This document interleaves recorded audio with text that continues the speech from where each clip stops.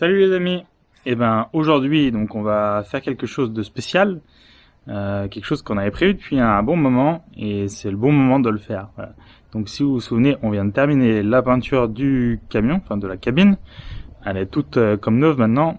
On a réparé les points de rouille, les points de fuite, donc tout ce qui va bien. Et donc maintenant on va pouvoir s'attaquer à l'insonorisation. Voilà. Donc si ça vous intéresse, si vous avez un projet similaire, eh ben écoutez, n'hésitez pas à suivre la fin de cette vidéo et je vais vous montrer et vous expliquer un peu comment ça fonctionne. Alors je suis pas acousticien ou je sais pas quel terme, je suis pas spécialiste du son, mais en tout cas j'ai fait pas mal de recherches et donc je vais pouvoir un peu vous expliquer au moins comment ça marche et comment on coupe les différents sons. Bon. La première chose à faire, avant même de parler un petit peu des différents produits qui existent, on va aller dans la cabine et puis on va aller faire un test de son.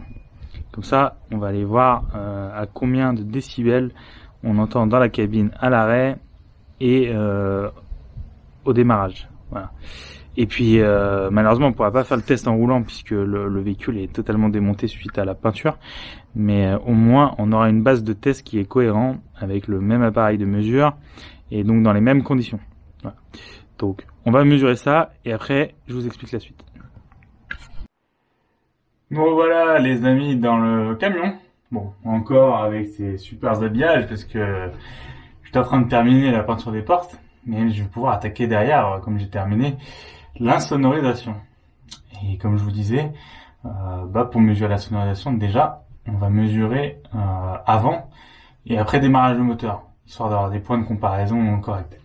Donc on fera pas la mesure en roulant parce que là il y a plus de siège, il y a plus rien, mais on va juste démarrer et on va mesurer la différence. Donc je vais vous montrer à différents endroits le nombre de décibels qu'il peut avoir et puis on remesurera une fois que voilà les protections acoustiques auront été mises en place. Voilà, donc là on prend une appli de téléphone. Ce qu'il y a, c'est que pour faire les tests, autant mesurer toujours avec la même chose, sinon c'est pas cohérent. Donc là, voilà, j'ai pris une appli, peu importe laquelle. On voit que pendant que je parle, on a quelque chose comme 36 décibels.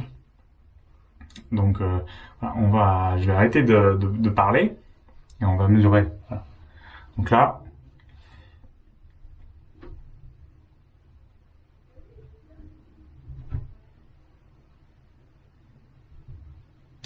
Voilà, donc là on est à peu près entre 16 et 20 décibels sans aucun bruit, c'est-à-dire que là on est sur à l'extérieur pas mal de vent, donc ça fait quand même un petit bruissement, mais voilà, on a une vingtaine de décibels.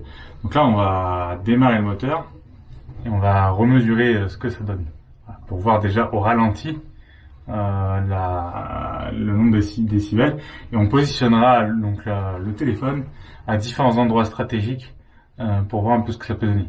Déjà place conducteur. Potentiellement on fera place visiteur, voilà, et puis dans les différents coffres, voilà, derrière moi, parce que c'est là où le son provient. Bon, on va se lancer, on va redémarrer. Donc là, on tire le câble, voilà, lever ça, et puis on va déjà démarrer.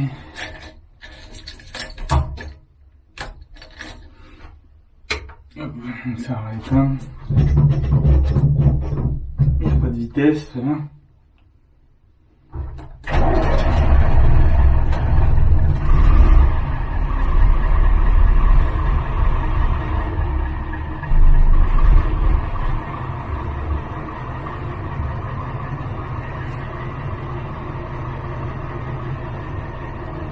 Là on a démarré, on est à peu près à 60 décibels.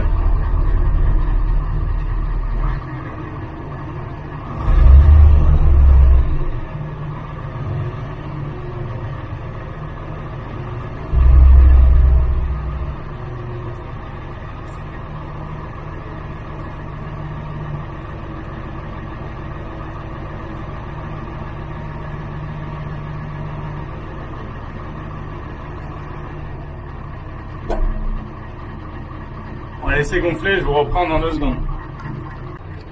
Donc me revoilà. Donc cette fois, voilà. Donc là, ici derrière moi, les coffres, vous voyez, celui de là-bas et celui qui est là. donc qui sont les coffres, des coffres et des portes, hein, elles sont pas encore montées, mais le 3/4 du bruit vient de là, donc on va mesurer et on va voir ce que ça donne.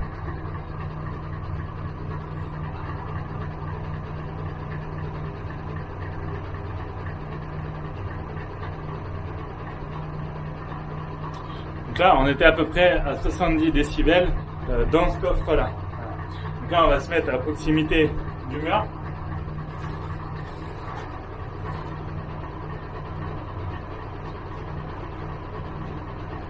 Donc là, on est plutôt 60-61 décibels sur la paroi. Maintenant, en position conducteur, donc c'est à peu près là où je suis.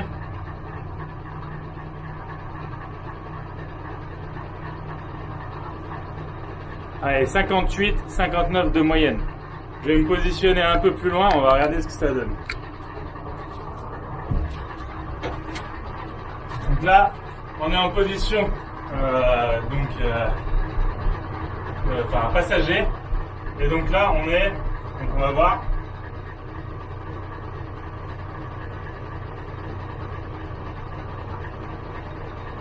« 58-59, pareil. Je vais mesurer donc dans le deuxième coffre. Je vais mettre ça.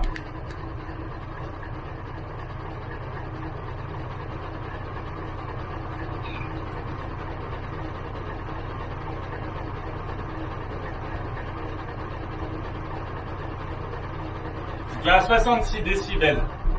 Voilà. Donc ça donne une information. Là, on est quand même fermé, tout fermé. Et il n'y a rien dans la cabine qui permet d'amortir le son. Donc là, on est quand même sur un niveau élevé et on est au ralenti. Donc on va pouvoir juste accélérer un petit peu et on va reproduire les mesures.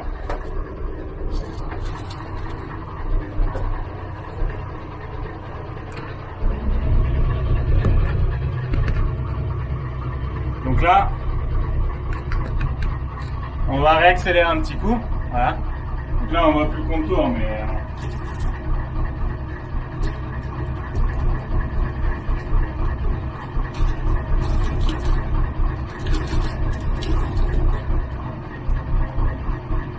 donc là, voilà, on voit le contour, on est au ralenti. Donc 1500 tours par minute à peu près. Voilà. Donc on va accélérer un petit peu. On va bloquer la position de l'accélération pour pouvoir mesurer. Donc là, on a une poignée qui permet de bloquer l'accélération. C'est comme un starter version manuelle. Voilà. Donc on va le tirer un petit peu.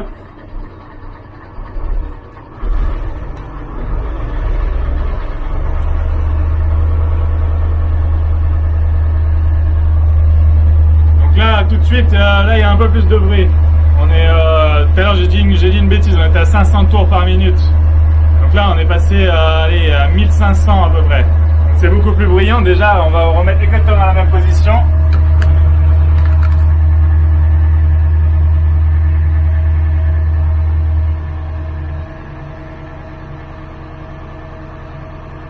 Donc là, on est à 77 décibels. Voilà. 77 décibels, voilà.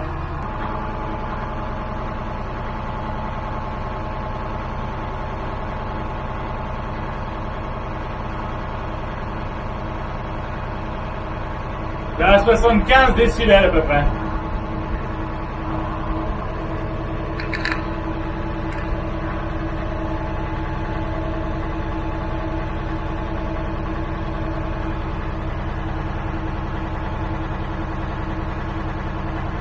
Ouais, 75 aussi, toujours. Voilà.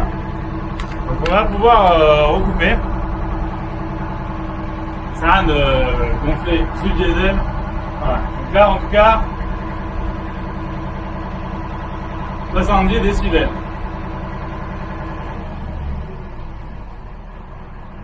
Donc là, on est repassé au ralenti.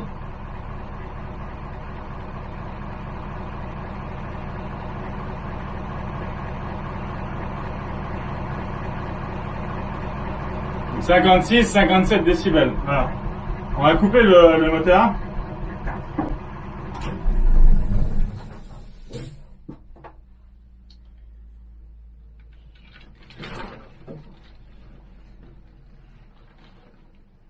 Donc là, on est à entre 20 et 25 décibels, moteur coupé.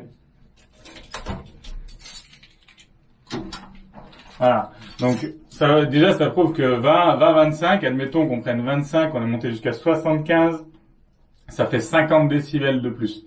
Voilà. Et on était entre un régime de ralenti, enfin non, je dis n'importe quoi, entre le ralenti et les 1500 tours, qui est pas beaucoup, hein, parce qu'on monte jusqu'à 2500, 3000 tours par minute. On a pris à peu près 50 décibels entre l'arrêt où il y avait vraiment aucun bruit, voire plus. Donc c'est minimum 50 décibels qu'on a pris. Et donc on atteint les 70 et on a l'arrêt. Donc là, il n'y a pas de bruit de roulage. Voilà. Donc maintenant, l'idée, c'est quand même qu'on atténue ce bruit de moteur. Donc on refera le test avec la protection acoustique. Et puis après, on fera un test en roulant qui sera pas probant puisqu'on l'aura jamais mesuré en roulant avant. Voilà. Ou je demanderai à d'autres possesseurs de Mancat de faire leur test pour moi. Mais ils n'ont pas le même téléphone, ils n'ont pas forcément donc la même précision. Enfin, quelque chose près. Bon, je vous laisse sur ces données-là.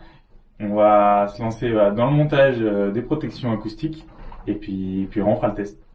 Allez, à plus tard. Bon, nous voilà donc ce coup-là prêt pour la suite. Donc je voulais vous parler un petit peu donc de l'insonorisation. Si on voit bien. Bon, me revoilà. Après ces tests, donc vous voyez qu'il y a une certaine décibel, aussi bien au démarrage que quand on accélère. On a pris avec 1000 tours de plus sur le moteur, on se retrouve avec 10 décibels supplémentaires. Donc normalement, de ce que je sais, à 90 km/h, on est à peu près à 90 décibels, tout compris. Donc il y a le roulage plus le bruit du moteur, les vibrations qui commencent à être élevées. Donc voilà, je voulais vous parler un petit peu d'acoustique. C'est important de comprendre comment fonctionne le son pour pouvoir les isoler. Le son, en fait, il y a deux paramètres qui sont importants. Il y a la fréquence. La fréquence, c'est vraiment la répétition de la vibration. C'est-à-dire, c'est comme un rythme. Il fait tac, tac, tac, tac. Et là, si on fait tac, tac, tac, tac, tac, tac, tac, c'est la fréquence qui est plus élevée.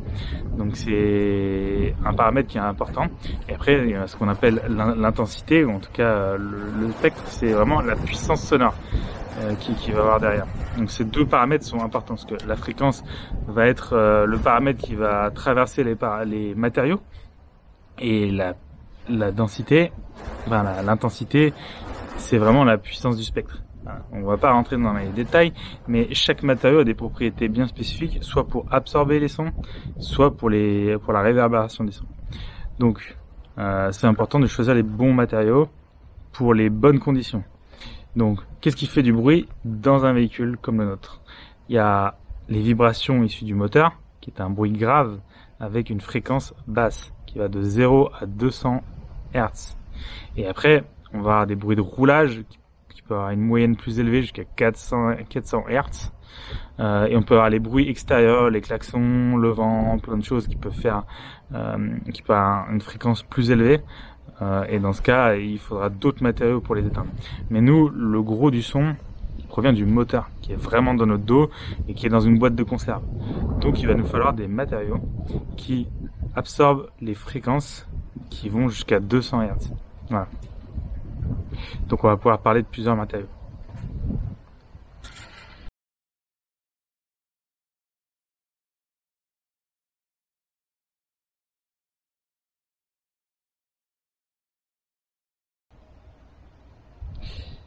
Donc voilà ce qu'on va installer. Je vous montre. C'est des plaques comme ça qui se présentent sous format 2 mm avec une partie caoutchouc, une partie aluminium. Donc à quoi ça sert en fait? Ça s'appelle de l'aluminium butyl. En fait, c'est ce qui recouvre l'intérieur de vos compartiments moteurs dans vos voitures en règle générale. C'est ce que les constructeurs mettent pour atténuer le son du moteur.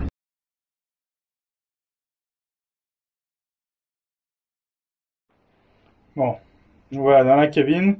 Donc pour l'isolement, donc j'ai commencé, je vais vous montrer ce que ça donne. Donc voilà ce que ça donne. Donc le plafond, les côtés. Donc on met les plaques, c'est autocollant, et puis on vient les lisser comme ça avec le petit rouleau pour chasser les bulles d'air et bien que ça colle. Voilà. Donc là, c'est tout impeccable. Donc maintenant on va continuer tout le côté. Là, le bas parce que ça résonne pas mal. On verra pour le caisson aussi. Et peut-être en haut. Peut-être le toit. Je sais pas encore. Je pense que en fonction de ce que ça donnera, on verra. Voilà. Donc, je vous montre la suite.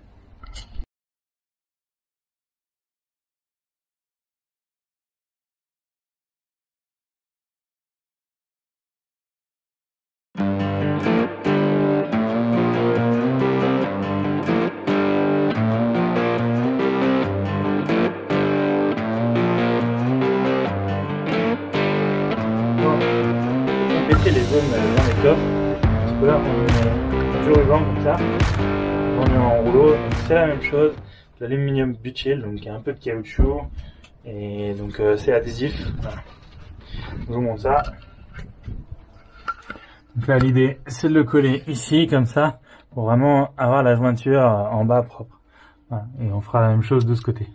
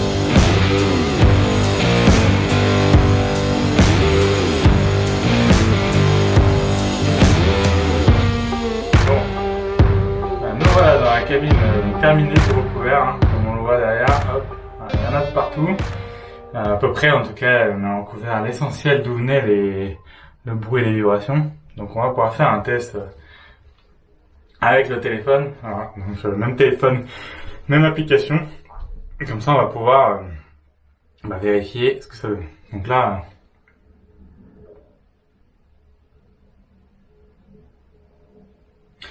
on va de 16 à 20 décibels avec aucun bruit. Bon, ça, j'ai envie de vous dire, ce test-là, ça sert pas à grand-chose.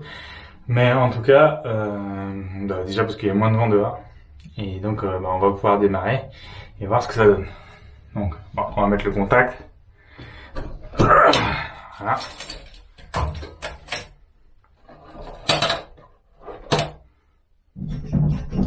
Vérifie qu'il n'y a pas de vitesse.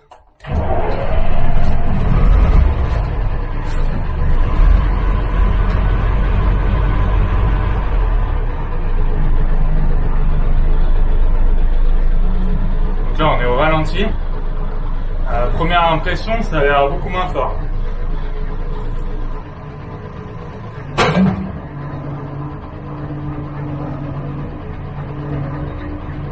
Donc là j'étais à 57 dB jusqu'à 60 à peu près.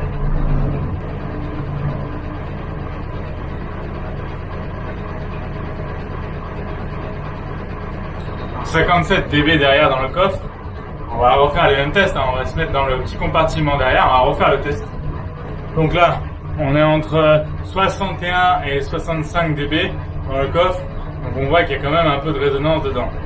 On va se mettre en position passager. Voilà. Et puis on va retester.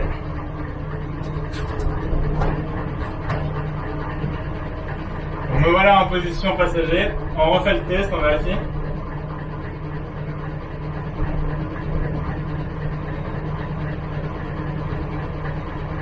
Donc là, 57 à 58 dB.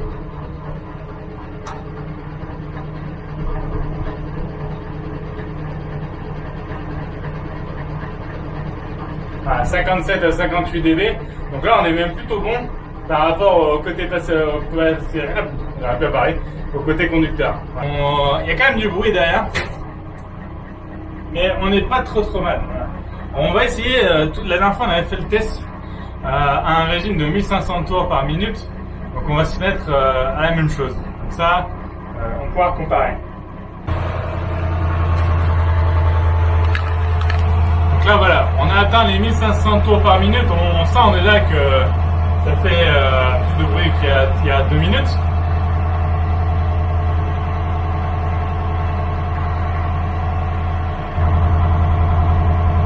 Donc là on voit 66-68. Donc il y a quand même une atténuation qui est pas mal.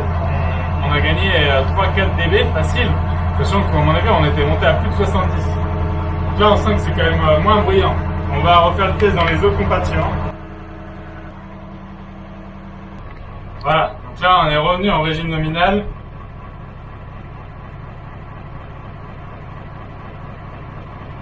Et on voit que là on est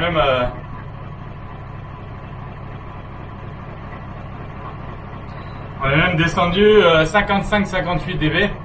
Voilà, donc c'est pas trop mal, hein. C'est mieux que l'autre. Mais voilà, c'est pas fini. Parce que comme je l'ai dit, il y a deux types de bruit. On va peut-être couper le moteur déjà, on s'entendra mieux.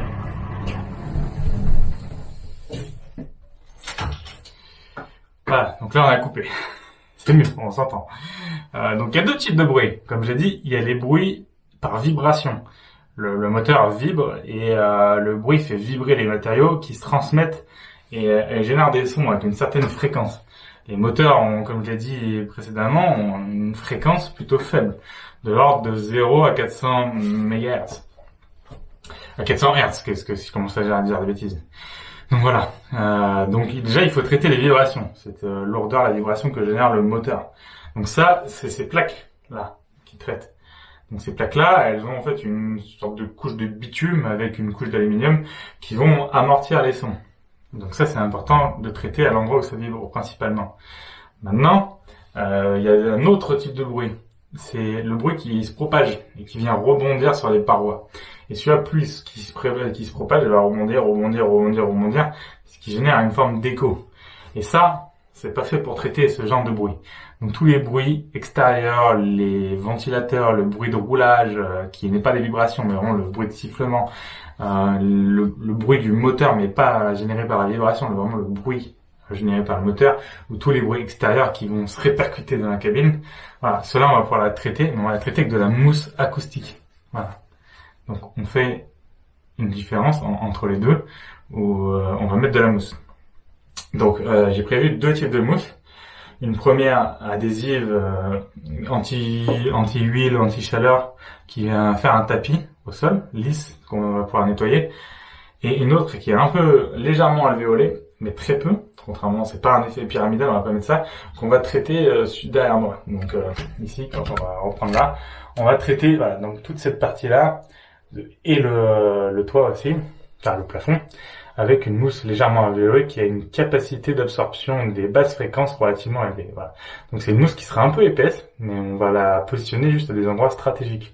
Il n'y en aura pas de partout, mais voilà, parcimonie de telle manière à absorber voilà les sons qui se propagent. Donc je vous montrerai ça. Je vous reprends plus tard. Déjà, moi j'ai encore quelques petites finitions histoire que ça soit tout propre. Puis on se retrouve plus tard. Voilà. Et ben allez quoi. À plus tard.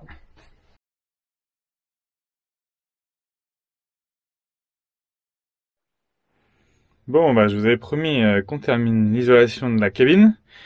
Donc vous avez peut-être déjà repéré derrière moi des choses. Voilà. Donc j'ai commencé à poser donc la mousse isolante.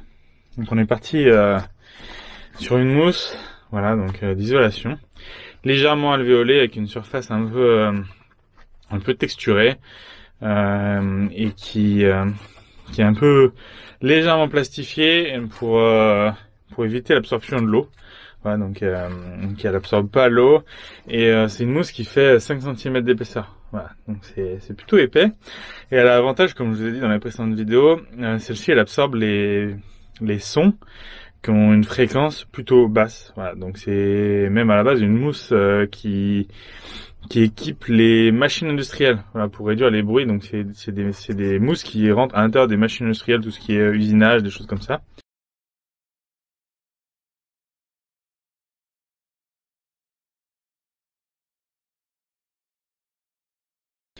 Mais qui sert aussi pour tous les véhicules, différents types de véhicules. Voilà. Donc elle est retardant type feu, donc ça va plutôt bien. Maintenant, elle est un peu épaisse, je choisis la plus épaisse pour vraiment absorber le max de son. Mais voilà, en tout cas, ça a l'air de plutôt aller pas mal dans le décor. Bon, il y a pas mal d'aspérité dans le Man 4, il y a vraiment, il y a pas d'endroit plat, c'est ça qui est un truc de fou. Là-dedans, c'est qu'il y a toujours des bosses, des angles, ils ont vraiment fait un truc de dingue. Donc c'est un peu chiant à mettre, mais ça donne un bon aspect. Voilà. Donc je vais vous montrer derrière moi. Voilà ce que ça donne. Voilà, donc là, on a bouché les angles. Voilà, ici, là, pour les caissons, donc on peut toujours ouvrir les caissons de mon côté. Hop, donc là, j'ai commencé à mettre, voilà, il reste toute cette partie. Je pense qu'on va recouvrir là. Voilà, je pense qu'ici, on va en mettre sur toute la partie conducteur en haut, là. Alors, le toit, je vais vraiment faire le toit. Et puis dans le caisson. Voilà, donc dans le caisson qui est là. Donc là, j'ai commencé, je sais pas si vous voyez bien. Mais on va équiper tous les caissons, les parois aussi là-bas, au-dessus. Donc voilà, on va faire ça. On va pas recouvrir l'intégralité, ça sert à rien parce que derrière les sièges, ça a moins d'importance et puis les 5 cm rentrent pas trop. Mais voilà, du coup on va en mettre le plus possible. Alors pas sur les portes parce que ça va être trop cher, mais voilà, on va essayer de couvrir le maximum. Et puis on verra ce que ça donne. Est-ce que ça fonctionne? Je vous laisserai vérifier. Allez. À plus tard.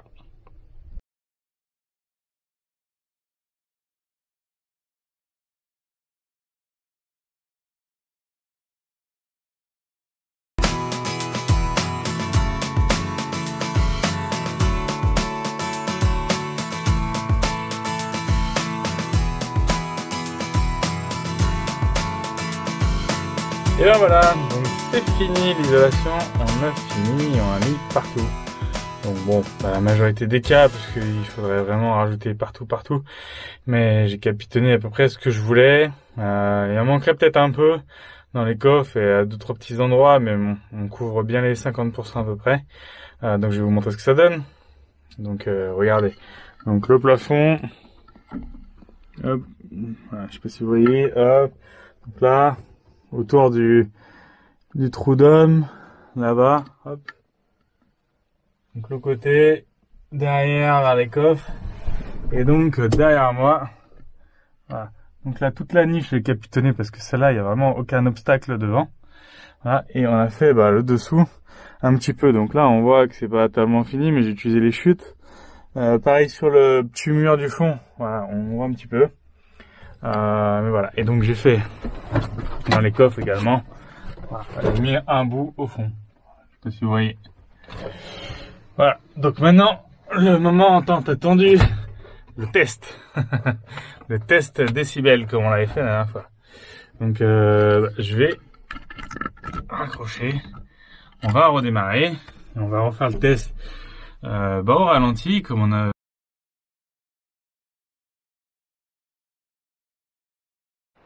Bon, me revoilà parce que j'avais plus de place sur la carte SD. Et voilà, je vous reprends directement. Donc là, je suis en train de parler. En même temps, je mesure pour voir ce que ça donne. Donc là, actuellement, donc démarré au régime mini, on est à 46,8 décibels, ce qui est vraiment pas beaucoup. Donc c'est pas mal, franchement. On a commencé à atteindre un bon score. Donc on va monter à 1500 rapidement parce que j'ai toujours plus beaucoup de place sur la carte. Et puis on voit ce que ça donne. Et je vais vous dire ça tout de suite. Bon, allez, c'est parti, on augmente. Là. Voilà, donc là, c'est un peu en dessous. Là, on est un peu en dessus. Voilà, là on est pile poil à 1500 tours par minute.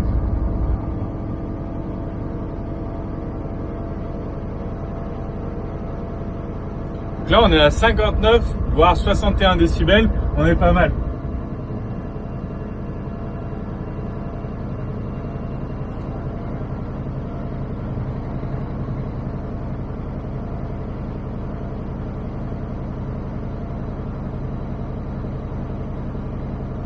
entre 65 et 68 derrière dans le coffre. Donc on fera le bilan à la fin avec toutes les données, mais c'est plutôt pas mal. Et on va le prendre dans les coffres ici. Et là dans le coffre derrière moi, entre 75 et 76 décibels. Voilà. Donc on a pris les mesures. Maintenant je vais vous faire un petit tableau récapitulatif. On va revenir normal. Mais bon, sachant qu'il y a deux choses à prendre en compte, c'est que il y a les décibels effectivement qui sont quand même mesurés par l'appareil. C'est pas un appareil professionnel, mais vu qu'on utilise la même application, le même téléphone, on a des données cohérentes. Mais après il y a le ressenti, parce que la modulation du son peut être différente. Et là, ce qu'il faut retenir, c'est que ma sensation à moi tout de suite, c'est qu'on entend vachement mieux, c'est beaucoup plus amorti. Ça bourdonne beaucoup moins, c'est moins violent comme bruit.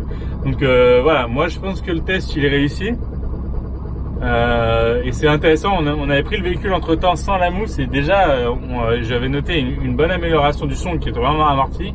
Et là en ayant vraiment démarré au ralenti, on n'a pas l'impression d'être pire que dans une vieille voiture quoi. Donc c'est plutôt pas mal et moi je m'entends bien parler, ce qui est déjà bien aussi. Voilà. Donc voilà, non, je pense que c'est une bonne chose maintenant. Il y aurait des optimisations à faire, c'est sûr, je pense encore, mais on va dire que pour un premier jet, c'est pas mal.